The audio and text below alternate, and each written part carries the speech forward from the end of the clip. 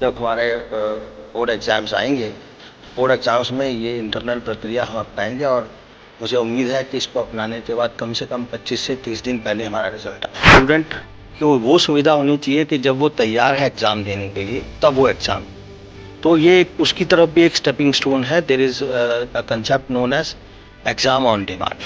हमने नए सिरे से एसओएस की सारी एप्लीकेशंस ऑनलाइन डेवलप की। बोर्ड ने रेम्यूनरेशन भी एक फिक्स कर दिया, हम 50 रुपये पर क्वेश्चन ऐसे टीचर्स को पे भी करें। उन कमियों को हम अगली बार ठीक करेंगे और मुझे लगता है कि हम पूरे देश में सबसे पहले रिजल्ट निकाल पाए। Hi everyone, this is Samira here and welcome to the News Radar. We are here at the Himachal Pradesh School Education Board where Dr. Vishal Sharma, hailing from a medical background and having worn several hats in the government, is poised to usher in a wave of transformation. His visionary approach is set to reshape the education landscape in this picturesque hill state. Sir, सुना है कि हिमाचल के लाखों students के लिए आप mock test का initiative लेने जा रहे हैं, तो सर क्या है ये मॉक टेस्ट और इसका क्या प्रोसीजर है? देखिए, ये जो मॉक टेस्ट की सुविधा है ये एक स्टार्स प्रोजेक्ट है जो कि सेंट्रल गवर्नमेंट का प्रोजेक्ट है और इसके तहत इन्होंने 6 स्टेट्स चूज़ किए हैं जिसमें हिमाचल भी एक स्टेट है और इसमें इन्होंने अलग अलग हमें कुछ पैरामीटर्स हैं जो हमें कंप्लीट करने हैं। तो मॉक टेस्ट उसमें से एक है। तो इसमें हमने अभी एक एप्लीकेशन डेवलप की है जिसमें हम सबसे पहले तो स्टेट लेवल पे जो हमारे टीचर्स हैं, चाहे वो प्राइवेट स्कूल के टीचर्स हैं चाहे वो गवर्नमेंट स्कूल के टीचर्स हैं, उनका हम एक पैनल बनाने जा रहे हैं। पैनल के लिए हमने एक ऑनलाइन एप्लीकेशन बनाई है और वो एप्लीकेशन हम 2-3 दिन में लॉन्च करेंगे। और ऐसे जो भी टीचर्स हैं जो समझते हैं कि वो अच्छे क्वेश्चन सेटअप कर सकते हैं तो वो हमें ऑनलाइन एप्लीकेशन के थ्रू अप्लाई कर सकते हैं। एक पैनल उनका बनाने के बाद फिर हम सब्जेक्ट वाइज जो है उनको अलॉटमेंट करेंगे कि आपने इतने क्वेश्चन सेट करने हैं। उसमें बोर्ड ने रेम्यूनरेशन भी एक फिक्स कर दिया है, हम 50 रुपये पर क्वेश्चन ऐसे टीचर्स को पे भी करेंगे। तो ये जब हमारा क्वेश्चन बैंक बन जाएगा उसके बाद एक और हम एप्लीकेशन डेवलप कर रहे हैं जिसमें मॉक टेस्ट की सुविधा जो है वो स्टूडेंट को अवेलेबल रहेगी क्लास के हिसाब से, सब्जेक्ट के हिसाब से। वो हमारी वेबसाइट पे जा सकते हैं। जैसे ही वो हमारा जो लिंक हम प्रोवाइड करेंगे उस पर क्लिक करेंगे तो एक मॉक टेस्ट जनरेट होगा। सर, ये स्टूडेंट्स को कैसे बेनिफिट करे?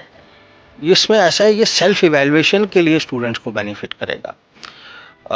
और दूसरी चीज़ है ये एक जो मैं आपको कहना चाह रहा था कि एक ये स्टेपिंग स्टोन भी है। अगर आप एनईपी में जाएं तो एनईपी में एनईपी कहती है कि स्टूडेंट को वो सुविधा होनी चाहिए कि जब वो तैयार है एग्ज़ाम देने के लिए तब वो एग्ज़ाम दे।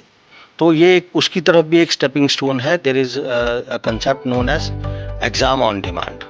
तो एक बार जब हमारा क्वेश्चन बैंक बन जाएगा और हमारे पास ऑनलाइन टेस्ट जनरेट करने की एबिलिटी आएगी तो हम आगे उसके बारे में भी सोच सकते हैं कि जब स्टूडेंट तैयार है he can come to our website and he can give that. कैसे इंश्योर करेंगे कि इसकी एक क्वालिटी प्रोसेस मेंटेन रहे मॉक टेस्ट का? नहीं, इसमें तो ऐसा है कि एक तो पहली बार में जो हमने क्वेश्चन, एक तो जो टीचर्स हम इसके लिए पैनल कर रहे हैं उनकी एक पर्टिकुलर क्वालिफिकेशन है। तो जब हमने ऑनलाइन एप्लीकेशन डेवलप की है वो ऑनलाइन एप्लीकेशन एक्सेप्ट ही उन टीचर्स की होगी जो हमारे पैरामीटर्स को कंप्लीट करते हैं। तो टीचर्स की क्वालिटी उससे इंश्योर हो जाएगी। और दूसरी एक चीज़ है जो इसमें हम करेंगे, पहली बार क्वेश्चन बैंक जनरेट करने के बाद उसमें रेगुलर अपडेशन करनी पड़ेगी हमारे को, जो हम ईयरली बेसिस पे करें। सर, अगर हम एसओएस की बात करें तो उसमें हमें स्कूल्स की काफ़ी बिजनेस मोनोपोली देखने को मिलती है, तो सर उसे रोकने के लिए आप क्या इनिशिएटिव ले रहे हैं? देखिए, एसओएस में भी हमने बड़े सारे इनिशिएटिव लिए हैं। पहले जो हमारा एसओएस का प्रोसेस था वो हाफ ऑनलाइन हाफ ऑफलाइन था और जिसमें जो है जो किस तरह के स्टूडेंट्स को एडमिट कर रहे हैं, एलिजिबिलिटी उनकी है कि नहीं है, ये इंश्योर कर पाना बड़ा मुश्किल था। और एलिजिबिलिटी चेक करने के लिए बोर्ड को बहुत समय लगता था क्योंकि सारी एलिजिबिलिटी जो है वो एक ऑफलाइन प्रोसीजर के माध्यम से चेक होती थी। और उसकी वजह से अक्सर जो है एक तो इसके एसओएस के रिज़ल्ट डिले हो जाते थे और दूसरा इसमें आरएलडी और आरएलई के केसेस बहुत रहते थे। तो इस सारी समस्या से निपटने के लिए हमने नए सिरे से एसओएस की सारी एप्लीकेशंस ऑनलाइन डेवलप की। और इतना ही नहीं है, उनको डेवलप करने के बाद जितने पूरे हिमाचल के एसओएस सेंटर्स थे उनकी एक वर्कशॉप हमने 2 दिन की ऑर्गेनाइज़ की है और पूरे उनको जितने भी हमारे यहाँ पे सेंटर्स हैं उनको हमने नई एप्लीकेशन से अवगत करवाया है, उनकी हैंड्स ऑन ट्रेनिंग करवाई है ताकि जब वो जाके अपने नए स्टूडेंट्स को एनरोल करें तो उसमें उनको किसी प्रकार की कोई समस्या नहीं। अगर हम सर्टिफिकेट्स की वेरिफिकेशन की बात करते हैं तो उसमें स्टूडेंट्स को काफ़ी परेशानी का सामना करना पड़ता है। और सर डिजी लॉकर की फैसिलिटी स्टार्ट तो हो गई है बट उसका कोई ऐसा लाभ बच्चों को मिल नहीं रहा है, तो सर इसमें कोई बदलाव है या? ये देखिए, पहले तो मैं आपको बताऊं कि डिजी लॉकर जो है, हम लोग ऐसा नहीं है कि डिजी लॉकर पे हम पहले नहीं थे।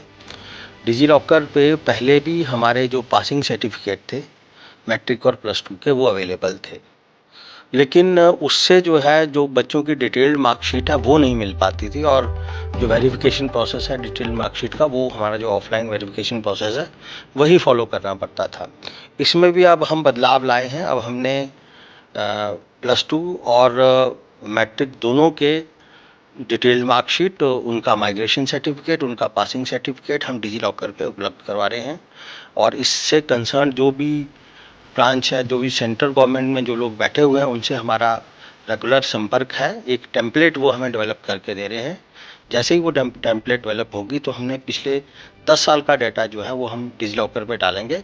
तो 2012 के बाद जो भी पास आउट हैं वो इस तरीके के सर्टिफिकेट अब डिजी लॉकर से डाउनलोड करके कर पाएंगे और डिजी लॉकर की जो सर्टिफिकेट्स होते हैं उनको कानूनी मान्यता प्राप्त है, मतलब they carry the sanctity of a physical certificate as per law, तो उनको वेरिफिकेशन की आवश्यकता भी नहीं पड़ेगी। अगर हम 10th प्लस 2 के रिजल्ट्स की बात करें तो हमने काफ़ी देखा है कि हायर एजुकेशन के लिए अप्लाई करने के लिए उन्हें काफ़ी दिक्कतों का सामना करना पड़ता है क्योंकि रिजल्ट निकालने में देरी हो जाती है। तो सर ऐसे में आपका क्या इनिशिएटिव है रिजल्ट्स की स्मूथ प्रोग्रेस की? देखिए, इसके ये जो हमारी रिजल्ट बनाने की प्रक्रिया है इसका भी हमने डिटेल्ड एनालिसिस किया और डिटेल्ड एनालिसिस करने के बाद कुछ एक दो इंटरनल अरेंजमेंट हैं जो हमने चेंज किए हैं और इस बार जब हमने कंपार्टमेंट का एग्ज़ाम लिया है और साथ में हमने एसओएस का एग्ज़ाम भी लिया है तो उसमें उस एक्सपेरिमेंट को हमने फील्ड में लागू करके देखा है और अब तक वो एक्सपेरिमेंट हमारा कामयाब रहा है। तो इसी को हम आगे बढ़ाएंगे। अब जब हमारे बोर्ड एग्ज़ाम्स आएंगे तो बोर्ड एग्ज़ाम्स में ये इंटरनल प्रक्रिया हम अपनाएंगे और मुझे उम्मीद है कि इसको अपनाने के बाद कम से कम 25 से 30 दिन पहले हमारा रिजल्ट आएगा। तो सुना है कि अगले साल आप कुछ ऐसा करने जा रहे हैं जिससे हिमाचल शिक्षा बोर्ड देश में ऐसा पहला बोर्ड बन जाएगा जो सबसे पहले रिजल्ट निकाले। क्या मैंने ये वही वो जो इंटरनल अरेंजमेंट है वो हम चेंज करने जा रहे हैं और क्योंकि हमारी एडवांटेज क्या है कि हमारी एनरोलमेंट जो बड़े शिक्षा बोर्ड हैं उनसे कम है, तो कायदे से तो हमारा जो रिज़ल्ट है वो उनसे पहले तैयार होना चाहिए, लेकिन कुछ कमियां थी जो मैंने आपको बताया।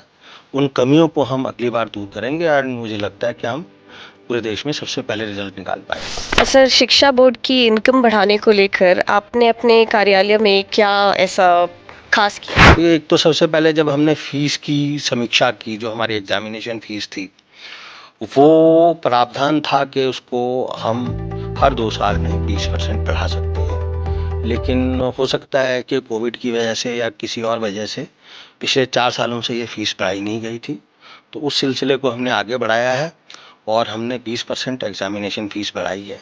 एक बात तो उससे जो इनकम आएगी वो अलग है। इसके अलावा जो बोर्ड की एफिलिएशन फीस थी वो पिछले 10 साल से नहीं बढ़ाई गई थी और जब सबसे पहले हमने एक कंपैरेटिव स्टडी की, हमने आसपास के बोर्ड्स को देखा, हमने सीबीएसई को देखा, जे&के बोर्ड को देखा, पंजाब बोर्ड को देखा, तो उनके कंपैरिजन में हमारी हिमाचल बोर्ड की जो फीस थी वो बहुत कम थी। तो हमने प्रॉपर सरकार से अप्रूवल लेने के बाद और चेयरमैन साहब से अप्रूवल लेने के बाद हमारी जो एफिलिएशन फीस है उसको भी बढ़ाया है। तो एफिलिएशन फीस से ही मेरे ख्याल जो एफिलिएशन की फीस आ रही थी उससे दोगुनी इस बार हमें आई।